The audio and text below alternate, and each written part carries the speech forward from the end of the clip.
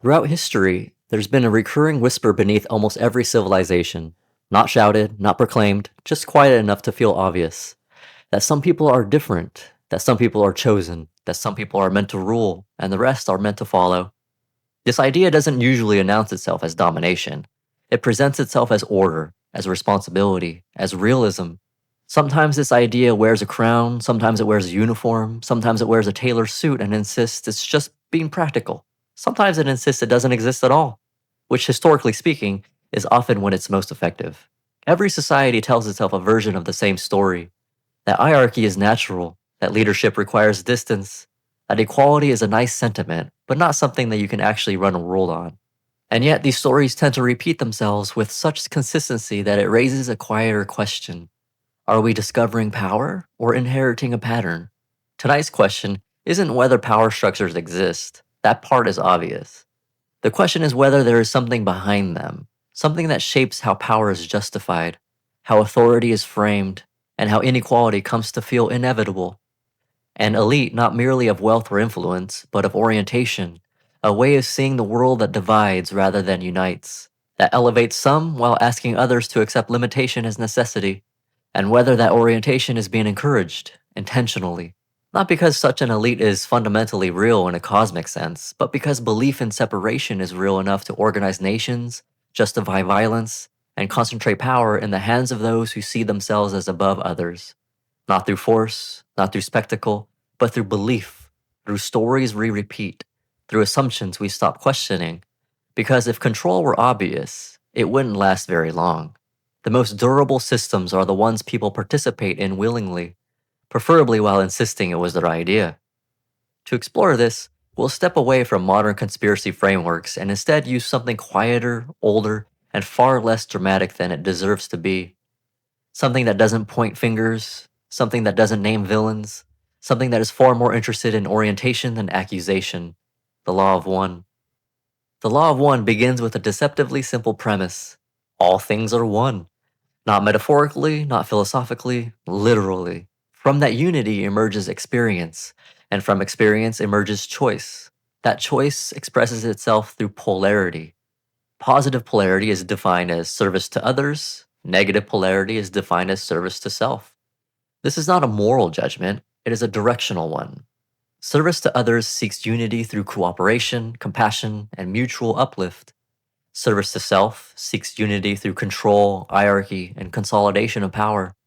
Both paths are valid within the Law of One. Both eventually lead back to unity, but they polarize very differently, and they use very different tools. Positive polarization increases by seeing others as the self. Negative polarization increases by seeing others as resources, which, historically speaking, has proven to be extremely efficient. One of the most misunderstood aspects of negative polarization is the assumption that it's chaotic or cruel by default. It isn't. Negative polarization thrives on order, on structure, on predictable hierarchies. Chaos is inefficient. Fear is useful, but only when managed. From the Law of One perspective, a negatively oriented entity does not seek random destruction. It seeks position. Power must be centralized, authority must be unquestioned, and most importantly, separation must feel natural. The most effective form of control is not force, it's consent. Others must choose to follow. Others must believe they need guidance. Others must accept limitation as protection. The elite do not need to enslave directly. They allow people to enslave themselves in exchange for stability. It's remarkably efficient and deeply boring once you notice the pattern. The Law of One offers several examples of strongly negatively polarized historical figures, not to condemn them, but to illustrate how the path functions. Genghis Khan is one such example. Historically, he unified vast territories through unprecedented military organization. His power was not rooted in chaos, but in systemization. He implemented merit-based advancement, strict discipline, and centralized authority. Entire populations were absorbed into a single hierarchy. Loyalty was rewarded, resistance was erased.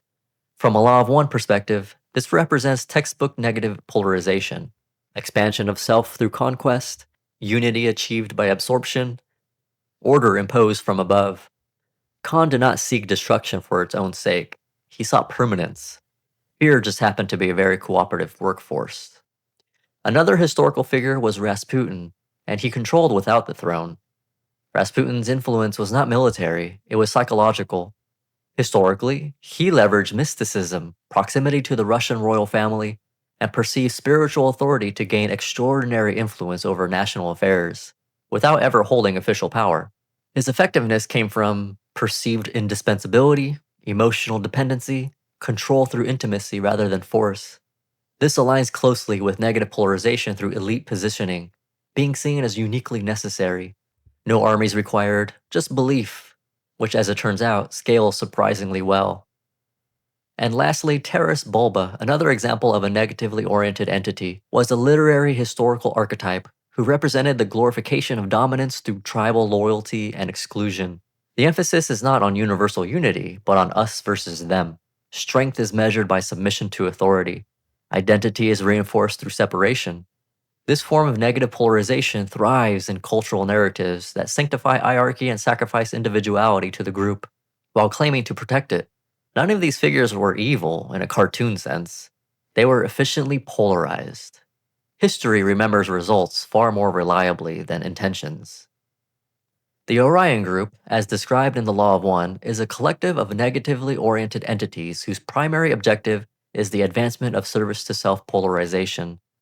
Their goal is not humanity's destruction. How can you build an empire from disintegrated bodies?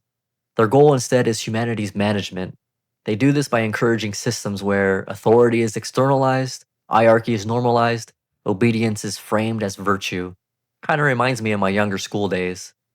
They seek out individuals already inclined towards power, ambition, or control, not to corrupt them, but to refine them. Because the work is easier when the candidate is already interested. Recruitment is always smoother when you're offering what someone already wants. The Orion Group does not typically appear in dramatic manifestations. No thunder, no horns, very little spectacle.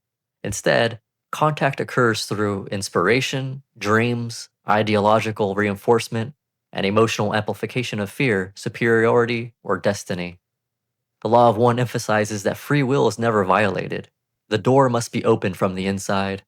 In contrast, the Confederation, a group of positively oriented entities, operates very differently. Their contact is restrained, minimal, often frustratingly indirect. They communicate through intuition, gentle inspiration, and concepts that emphasize inner authority rather than obedience. They do not provide commands, they do not appoint leaders, they do not create elites, which makes them significantly worse at marketing.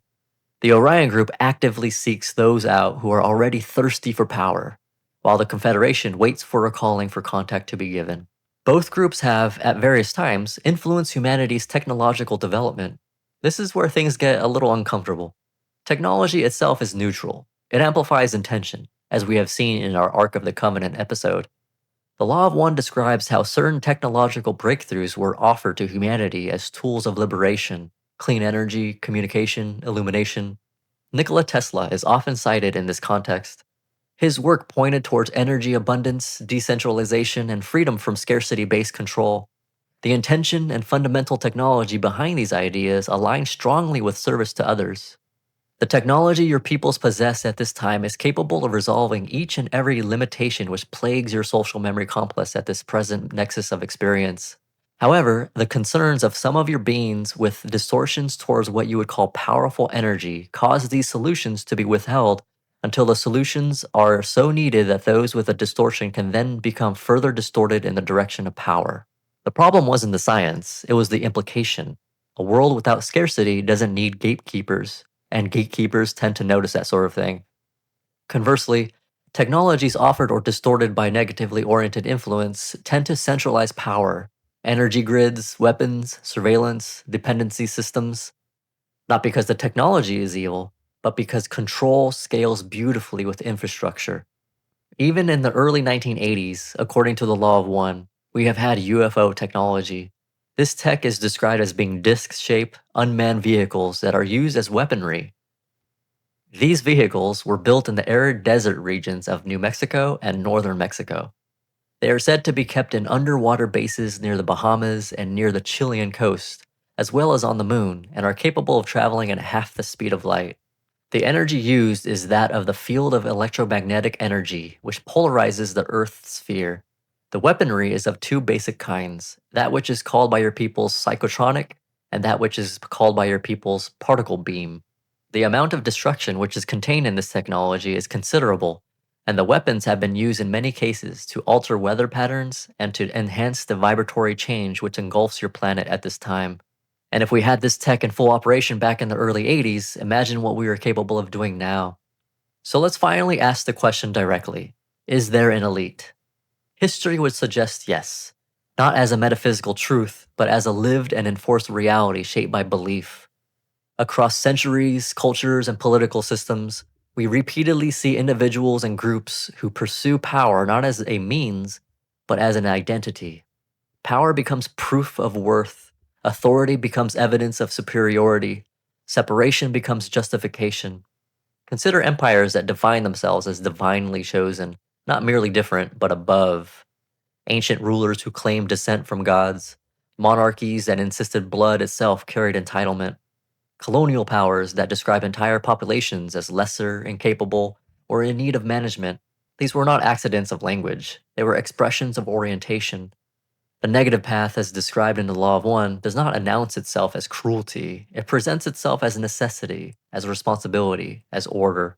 Those who walk it often believe, sincerely, that hierarchy is natural, that some must rule so others can be safe, that equality is unrealistic, naive, or dangerous. It's rarely framed as domination. It's framed as adulthood. It's framed as high intelligence. In more modern context, the pattern doesn't disappear, it simply refines itself. In the modern era, this orientation often presents itself through institutions rather than individuals, through economic frameworks that treat inequality as inevitable, through technocratic systems that prioritize efficiency over consent, through ideologies that frame centralized decision making as wisdom and dissent as irresponsibility. The faces may change, the language may soften, but the underlying assumption remains the same, that some are more fit to decide the direction of humanity than others. Ideologies that divide humanity into winners and losers, systems that reward consolidation endlessly while treating cooperation as weakness, narratives that imply certain groups are more evolved, more deserving, or more fit to decide the future. Sometimes this shows up in politics, sometimes in economics, sometimes in technology, sometimes in belief systems that insist enlightenment looks suspiciously like authority. The Law of One suggests that these people are not evil, possessed, or uniquely corrupt. They are polarized. And when enough negatively oriented individuals occupy positions of influence at the same time, the result is not abstract.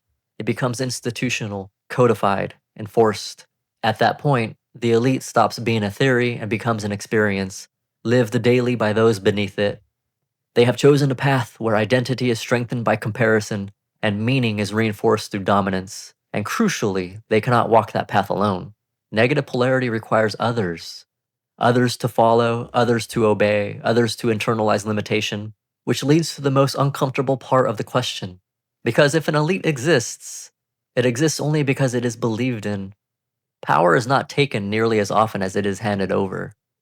From this perspective, the elite is not merely a secret group hiding behind the curtain.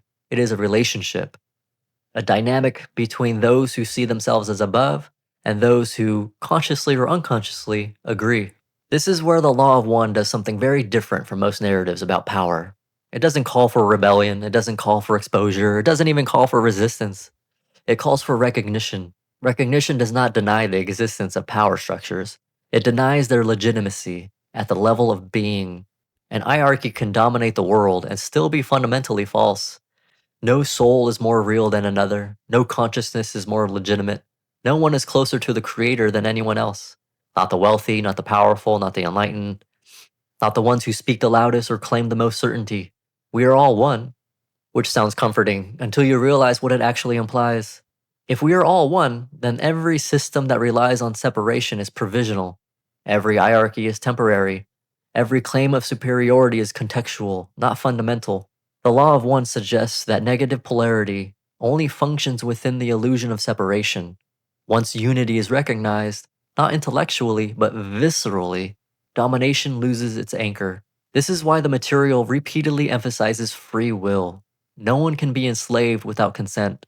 No elite can exist without participation. No system of control survives awareness. That doesn't mean people suddenly become kind, wise, or cooperative. It means something quieter. It means authority stops feeling external. In daily life, this shows up in small ways. When we stop assuming someone else knows better simply because they have a title. When we stop equating confidence with truth. When we notice how often fear is used to justify obedience. When we ask not, is this allowed, but does this align? Which is a much harder question and deeply inconvenient. The law of one doesn't promise a world without power struggles. It suggests something more subtle, that every interaction, every belief, every system, every tool acts like an amplifier, much like the Ark of the Covenant. The same structure can liberate or dominate. The same knowledge can heal or control. The same technology can connect or surveil. The same leadership can serve or exploit. The difference is never the object, it's orientation. And orientation is chosen moment by moment. This reframes the entire idea of an elite, not as a group to be exposed, not as an enemy to defeat, but as a path anyone can step onto or off of. The law of one suggests that what matters is not who holds power, but what power reveals about the one holding it. And more importantly, what our response to it reveals about us. Because every time we defer our agency, we strengthen hierarchy. Every time we outsource meaning, we reinforce separation. Every time we assume someone else is above, we move away from unity.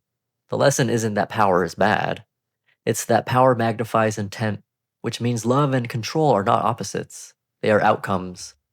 And the world we experience is built not by elites alone, but by the countless small choices that decide whether we see ourselves as separate or as one. That may be the most uncomfortable conclusion of all, because it means there is no final villain, only mirrors. And mirrors don't change unless the person standing in front of them does, which admittedly is a lot less satisfying than blaming a secret group. But it's also where responsibility begins, and responsibility, inconvenient as it is, might be the only real freedom there ever was. The elite illusion persists because it feels comforting, even while producing very real consequences. Someone else is in charge, someone else knows better, someone else will decide.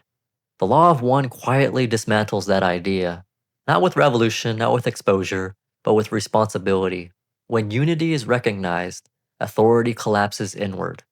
The question stops being, who's controlling things, and becomes, what am I serving? That question applies to everyone, and no elite, real or imagined, can answer it for you.